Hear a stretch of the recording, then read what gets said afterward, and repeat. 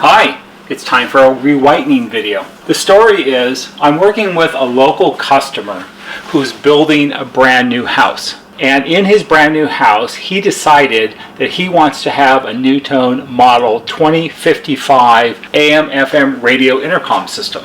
And he wants it to be an authentic vintage system. So he's gone to great lengths to buy a 2055, send it to me, and it was a very nice example of a 2055. Cosmetically, it was really in good shape. I rebuilt it completely. Spared no expense, he says. Whatever it takes, make it so it'll last. So we did. We found him a wall housing for it and a switch box assembly because he didn't have those parts. So we found those things for him. And then the other thing that he needs is he needs 6 inside Model 2027 remote room stations. And 2027s are usually fairly plentiful. It's a speaker model that they came out with in the early 1960s, and it was available all the way through the end of 1973. There are some cosmetic changes over the years, but essentially for the size and the functionality, they're all exactly the same. The colors changed a little bit over the years. We were tasked with coming up with 6 pristine examples of 2027s. So I searched through all the boxes of 2027s that I have to try to come up with 6 of the very best examples that I could. Now, even the very best ones, and this is one that would be considered one of the very best ones, even at their best, they still show their age. This particular one was made in 1968. I think this one is also 68. One of these is 73. That one's 69.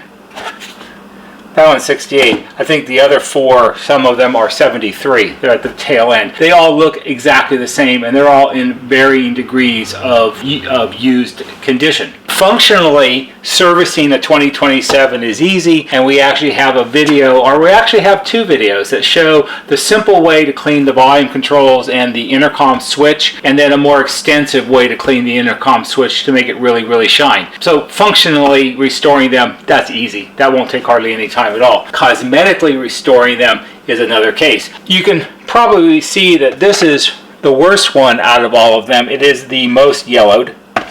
And these 3, this one's got some stuff spilt on it, which will probably wash off. These 3 are pretty equal. This one probably is the best of the 4. Before we started the re-whitening, because he wants these to be as good as possible. And if we turn one of these around, like this, I think you can see that the plastic on the back is a lot more creamy ivory than it is on the front of this one, which is decisively more yellowed. And what we need to do is we need to get them back to this sort of color. So I decided to give re-whitening a shot and see how they end up. And what we ended up with was, ready for the reveal, was this. This is a test speaker that we did first, and it's a test speaker because it actually has a little hole in the plastic right here. So it's not a candidate for his installation. It would be good for someone who didn't care about that all that much, but you know, if something went horribly wrong with the re-whitening, since we haven't done any of these before, it wouldn't be a total waste. And it turns out that it actually turned out really well. I think you can see in this close-up, if I slide the re-whitened one across, you can see that there is a distinct difference between this and this. This was yellowed about the same as the unre-whitened one, and after 24 hours in the re-whitening tank, it has come back to, I would say, nearly its original color on the back. I'm going to assume that the color of the plastic on the back is somewhat discolored also, so perhaps the front is a little brighter ivory than it would have been when it was brand new. It's really hard to say because I don't have a brand new one to compare it to. Of course, like all of these, one of the byproducts of the re-whitening is the highlighted gold trim around the raised frame here and on the letters the gold has been washed away from the re-whitening and we're down to the original plastic that is underneath. And that's a good way to judge the final color, because you can look at the color of the exposed area and compare it to the frame here, and as near as I can tell, I know it's hard to see in the video,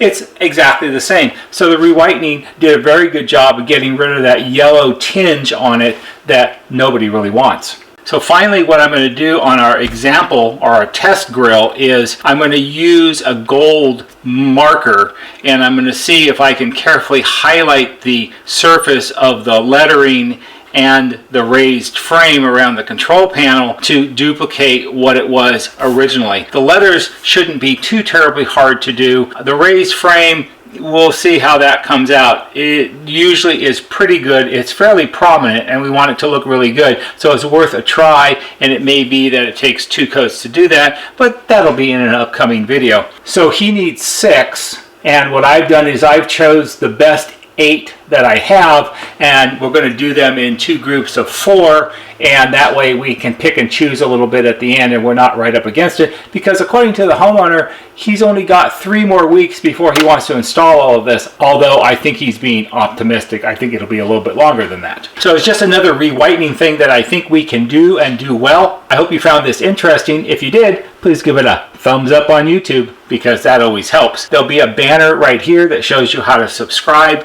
Go to our YouTube homepage, click on the bell, and when you click on the bell, click on it to receive all notifications, and every time we post a new video, you'll get a notification and you can watch it. That's all for today. See you on the next video.